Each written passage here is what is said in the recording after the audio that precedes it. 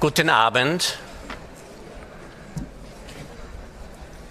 Willkommen am Wiener Judenplatz anlässlich der diesjährigen Rede an Europa, gehalten von Oleksandra Matviichuk.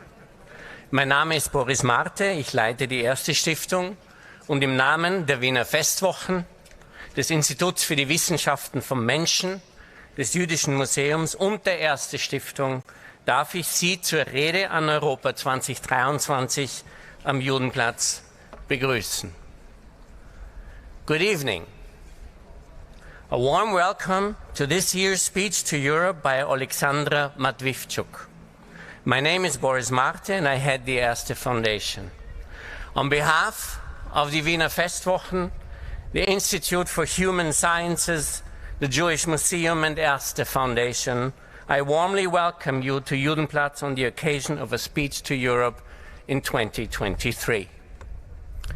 Simon Wiesenthal, der Initiator dieses Mahnmals am Judenplatz, zur Erinnerung an den Holocaust und zum Gedenken an die ermordeten Juden, schrieb aus Anlass der Eröffnung im Oktober 2000, ich zitiere: Mögen sich an diesem Ort in Zukunft Wiener, Österreicher, Menschen aus aller Welt, Angehörige verschiedener Religionen und Gesellschaftsschichten ihrer Verantwortung für ein friedliches Miteinander bewusst werden und diese Aufgabe annehmen und erfüllen.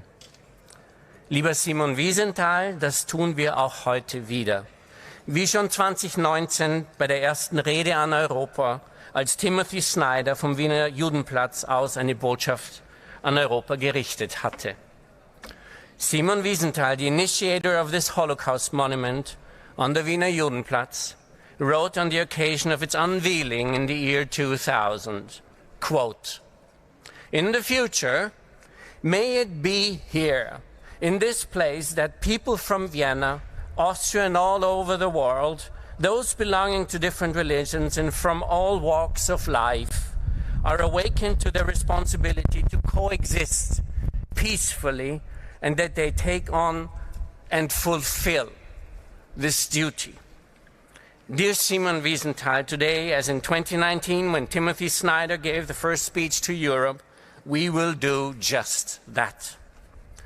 Wir freuen uns, Oleksandra Matviichuk als diesjährige Rednerin gewonnen zu haben.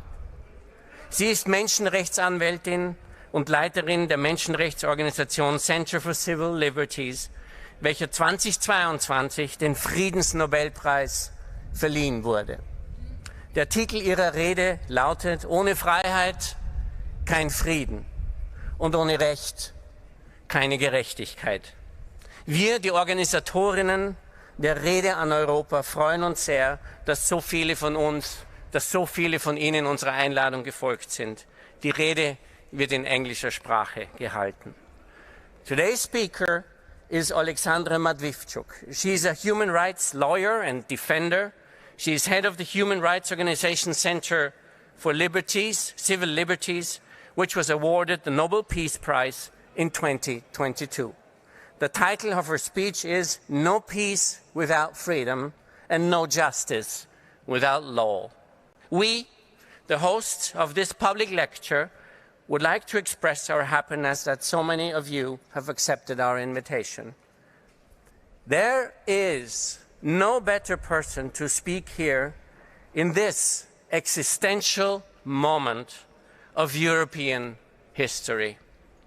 Please welcome Oleksandra Matviichuk.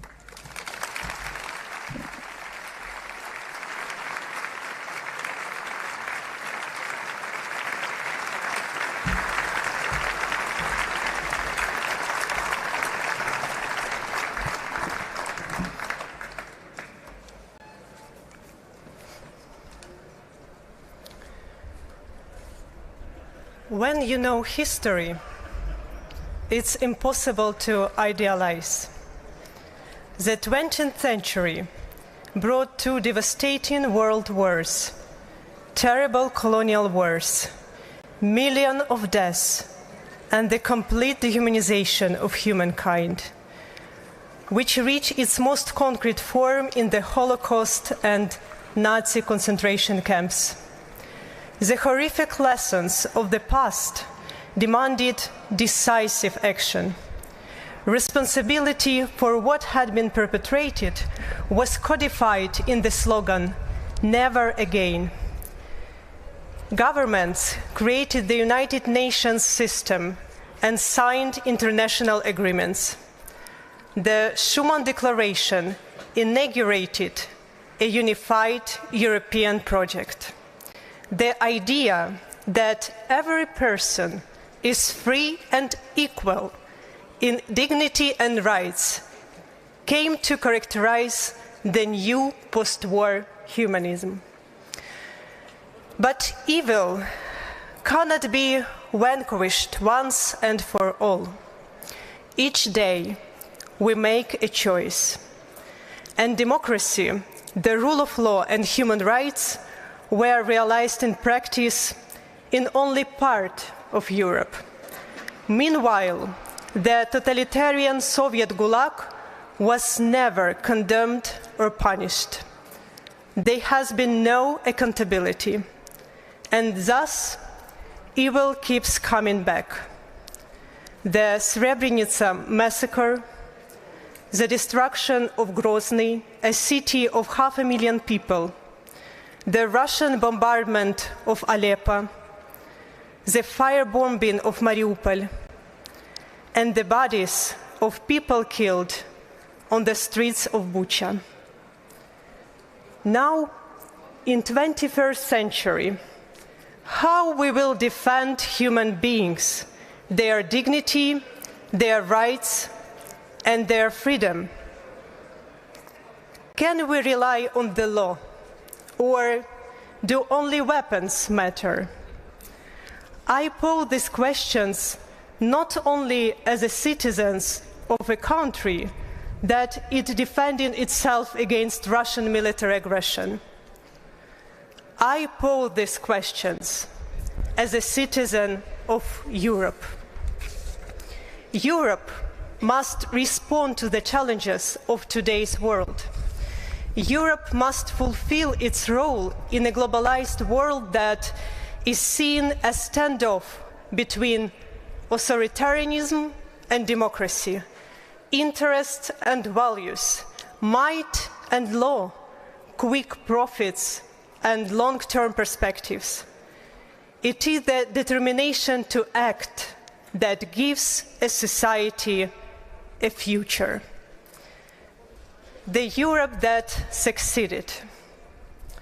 The European coal and steel community wasn't only intended to provide a shared foundation for economic development. The efforts of those who worked to build a shared European project brought solidarity to countries whose relations had long been clouded by bloody conflicts. The European Union was able to overcome that history and ensure peaceful relations among member states. Governments' ongoing efforts to uphold democracy, the rule of law and human rights brought decades of stable growth. This is the Europe that succeeded in avoiding war. The Europe that succeeded continues down a difficult path towards finding itself.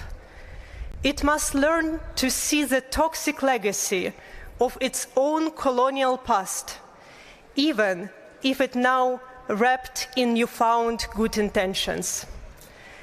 Its task lies in building unity, but not uniformity, ensuring integrity, but not homogeneity. It must find a way to build solidarity out of diversity. It must not allow the ideas of authoritarianism and imperialism to take hold among new generations. The generation that lived through the Second World War are almost gone. The generation that came after have not been forced to shed their own blood. They inherited the values of democracy from their parents, and they began to take rights and freedom as a given. People behave increasingly not as bearers of these values, but as their consumers. They have begun to understand freedom as the choice between types of cheese at the supermarket. And so they are ready to trade freedom for economic gain, for promises of security, and for personal comfort. It should come as no surprise that in developed democracies we see populist forces gain strength, forces that cast doubt on the foundational principles of the Universal Declaration of Human Rights. Our world has become fast-paced, complex, and interconnected. Technological development, climate change, invasions of privacy, growing inequality, the devaluation of knowledge and expertise, and other global challenges demand answers that cannot be found in the past. Decades of relative comfort and a growing desire for simple solutions change the optics of developed democracies. They no longer realize that peace in Europe cannot be preserved without efforts equal to the level of the threat that it posed. The European Union doesn't encompass all of Europe. The EU is a part of Europe that managed to take the principle that peace, progress, and human rights are indelibly linked and put it into practice. And then it found itself faced with the challenge of stagnation. The Europe that succeeded should support other countries' movement towards European values. In an ever-changing world, it is open systems and transformational cultures that survives.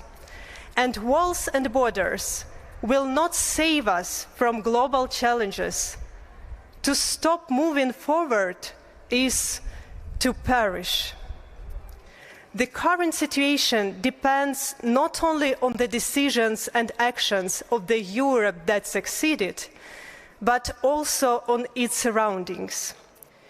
It is one thing to be surrounded by countries that have also set the values of democracy, rule of law, and human rights as their guiding lights. It's an entirely different matter to be surrounded by countries who see these values as inimical. Once they are strong enough, they will seek to destroy you. For a long time, the Europe that succeeded failed to take responsibility towards other countries in the region and made it possible for authoritarian regimes to become entrenched. This Europe forgot that states that killed journalists, imprison activists, and break up peaceful protests pose a danger not only to their own citizens. Such states are a threat to the entire region and indeed the entire world. Europe needs to respond to systematic violations of human rights. Human rights should play no less central a role in political decision-making than economic gain or security. This applies to foreign policy as well. One clear example is Russia, which destroyed its own civil society step by step. But for a long time, the developed democracies turned a blind eye to this. They continued to shake hands with the Russian leadership, building gas pipelines and carrying on business as usual. For decades, Russian troops committed crimes in multiple countries, but there were no consequences. The world scarcely blinked at the annexation of Crimea by military force, which was unprecedented in post-war Europe. Russia believed that it could do whatever it wanted. The Europe that failed.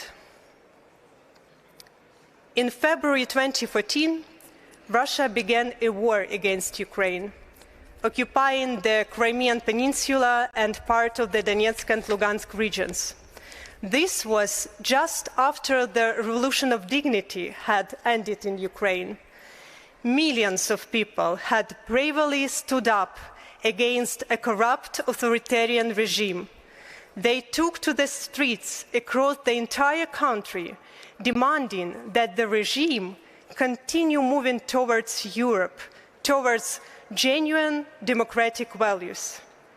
They fought for the right to build a state in which the rights of each person are protected, in which the authorities are held accountable, in which the courts are independent, and in which the police do not beat peaceful student demonstrators. And some of them paid the ultimate price for this. The police shot more than 100 peaceful demonstrators in the center of the nation's capital.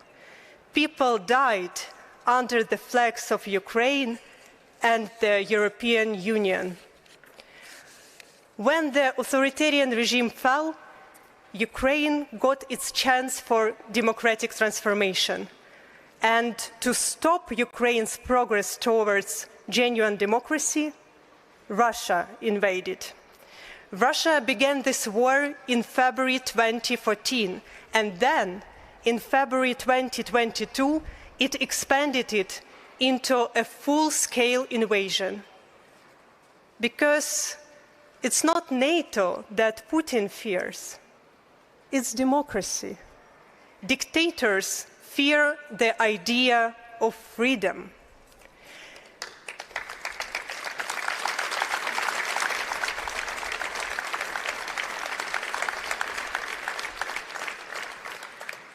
Now, Russia seeks to break Ukrainians' resistance and occupy the country by inflicting maximum pain on civilian population. Russian forces are deliberately targeting residential buildings, churches, schools, museums, and hospitals. They are shooting at evacuation corridors. They are imprisoning people in filtration camps. They are forcibly deporting Ukrainians. They are kidnapping, torturing, and murdering people in the occupied territories. Europe failed to stop this. This is a war of values. Russia is seeking to convince the Ukrainian nation that its choice in favor of European integration was a mistake. Russia is seeking to convince the entire world that democracy, the rule of law, and human rights are fake, that they are false values, because in wartime, they do not protect anyone. Russia is seeking to prove that a state with a powerful military and nuclear weapons can dictate the rules of the game to the entire international community and can even change internationally recognized borders. So, this is not a war between two countries. It is a war between two systems, tyranny and democracy. The war is already here. People only begin to understand this when the bombs are falling on their heads. But this war has dimensions other than the military one. It is an economic war, an information war, a war of values. Whether we are brave enough to admit it or not, this war has long since crossed the borders of the European Union.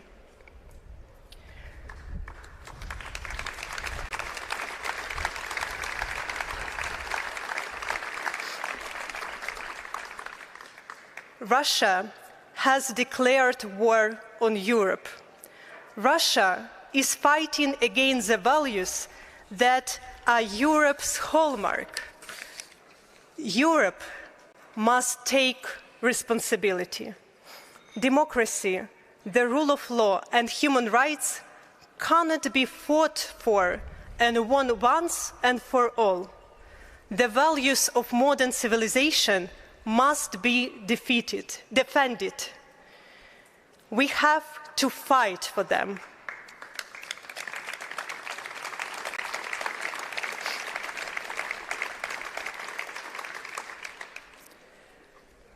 The Europe that is afraid.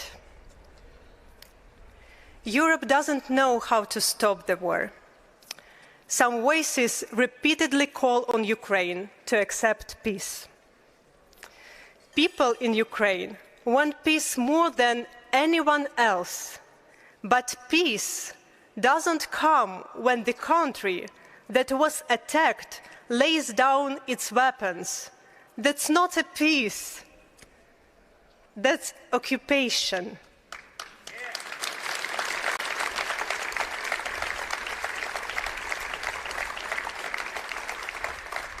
And occupation is just war in another form. Russia has introduced a reign of terror on the occupied territories to keep them under control. This means that Russian troops and special forces exterminate local leaders, mayors, civil society activists, journalists, volunteers, priests, and artists, without regard for age, sex, or health. People have no chance to defend their freedom, their property, their lives, and the lives of their loved ones. Occupation is not a matter of exchanging the flag of one state for that of another. Occupation brings torture, deportation, forced adoption, denial of identity, filtration camps, mass graves.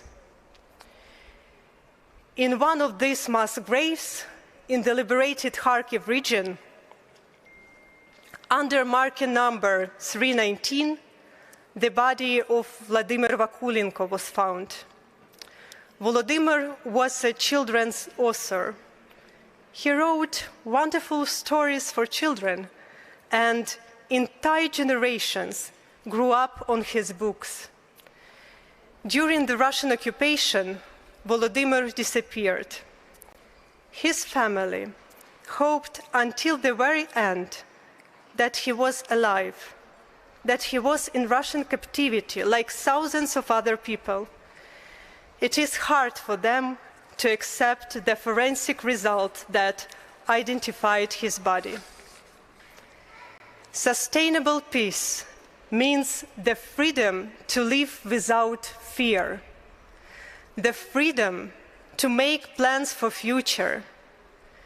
We need to stop disguising military threats as political compromises.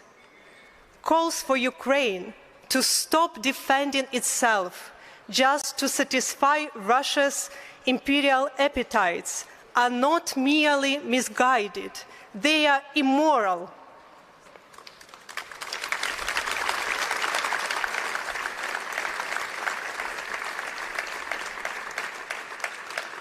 People cannot be abandoned in the occupied territories to face death and torture.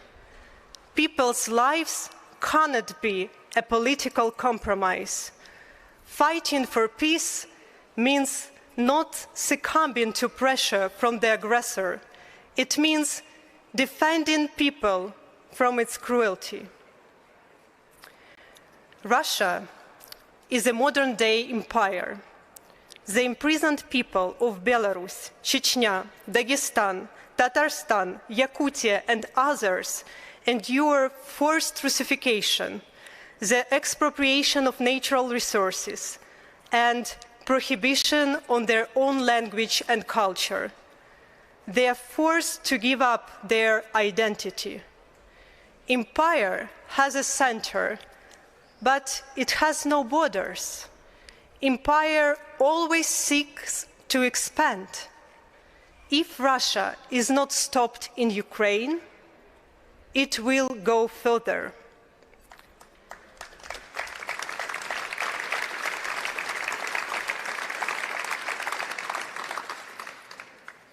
This is not one person's war.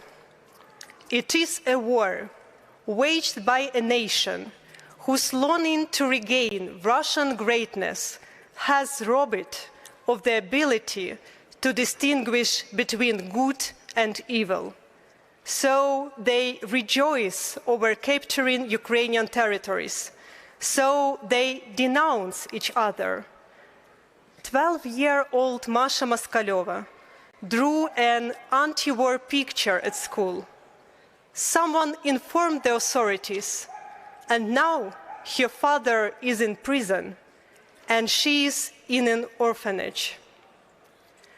The Russian people will bear responsibility for this shameful page in their history and for seeking to resurrect their former empire by force. Being aware of this responsibility brings honest people to take a stand against evil and call things by their names, even when it goes against prevailing public opinion. In Russia today, there are a very few of these people, but it is precisely thanks to their courage that Russians will never be able to say that they didn't know. Since the full-scale invasion began, Ukraine has withstood thanks to the readiness of the Ukrainian people to defend freedom and democracy, but also thanks to the support of developed democracies. They said, "Let's help Ukraine not lose." Now they say, "We are with you as long as it takes."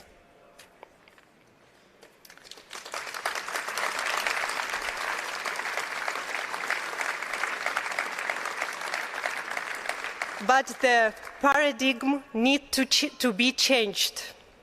Rather than helping Ukraine not to lose, these states need to think and act in ways that help Ukraine win quickly.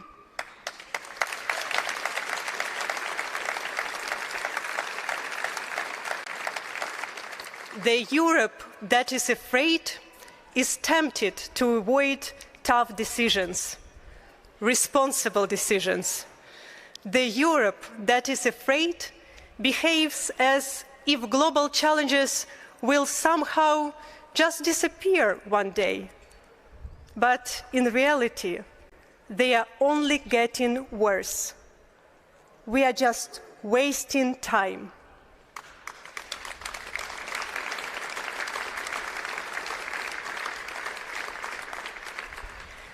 The Europe with a future. War turned people into numbers. The scale of war crimes grows so fast that it's simply impossible to tell everyone's stories. But I will tell you one. The story of Svetlana, who lost her entire family when a Russian missile hit her building. I heard them dying. My husband was breathing heavily, straining as if he was trying to throw the rubble off of himself, but he couldn't. At some point, he just went still. My grandmother and Zhenya died instantly. I heard my daughter crying. Then she also went quiet. As for my son, my mother told me that he called for me several times, and then nothing. As long as the military dimension of this war is confined within the borders of Ukraine, the Europe that succeeded can turn off the news of war crimes. They can avoid looking at the horrifying photos and videos. Millions of people in Ukraine cannot do this. We cannot just turn off this war. This horror is now our life. People are not numbers. We must ensure justice for all people, regardless of who they are, regardless of their social status, regardless of the type of crime and violence they endured. Regardless of whether foreign media and international organizations take an interest in their fate, we must give people back their names and their human dignity, because every person's life matters.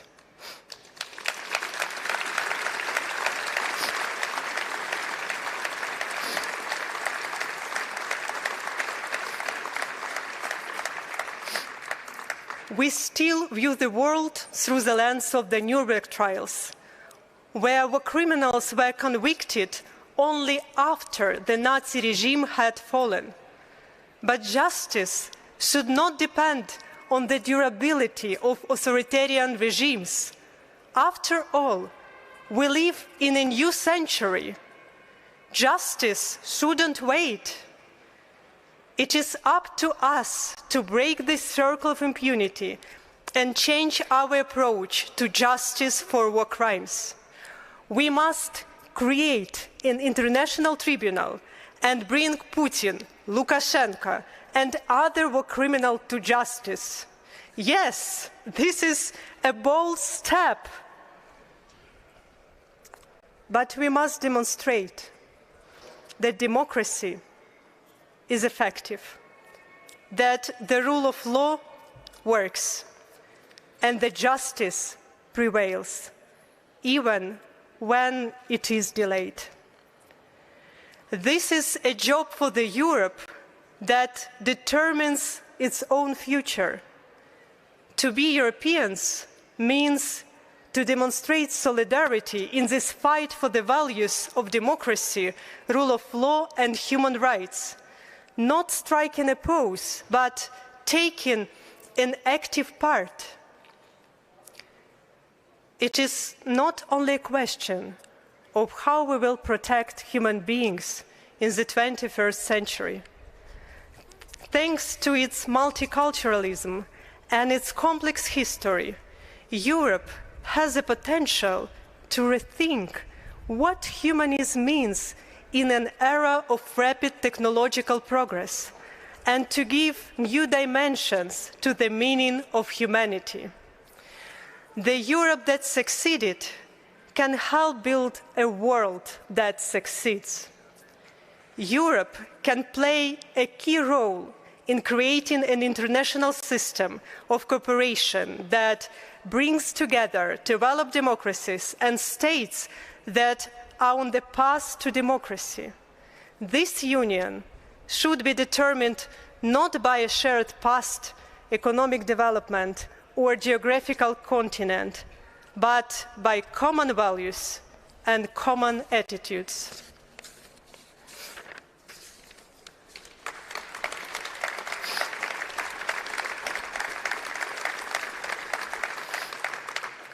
Because human rights are about a way of thinking, about a particular paradigm of perceiving the world that determines how a person thinks and acts. So it's not enough to pass the right laws or create formal institutions. A society's values are stronger than any laws or institutions. We need a new humanistic movement that will work with society on the level of meaning, which will focus on education, which will shape mass support and inspire people to defend rights and freedoms. This movement should bring together intellectuals and civil societies from many countries, since the ideas of freedom and human rights are universal. When the law temporarily fails, and we cannot rely on it, we can still always rely on people. Even if we do not have the political tools, our word and commitments always remain. Ordinary people have much more power than they themselves realize. The voice of millions of people in many countries can change the world faster than any intervention by the United Nations. Our future is undetermined and unguaranteed. 21st century Europe can become a world of humanism, or it can again shock the world with crimes of unprecedented brutality. Europe bears a shared responsibility to respond to global challenges and embark on a new path of mutual understanding. Europe is less about geography than about the values of modern society. We live in a world where values have no national borders, and only by spreading the idea of freedom can we make our world secure. Thank you.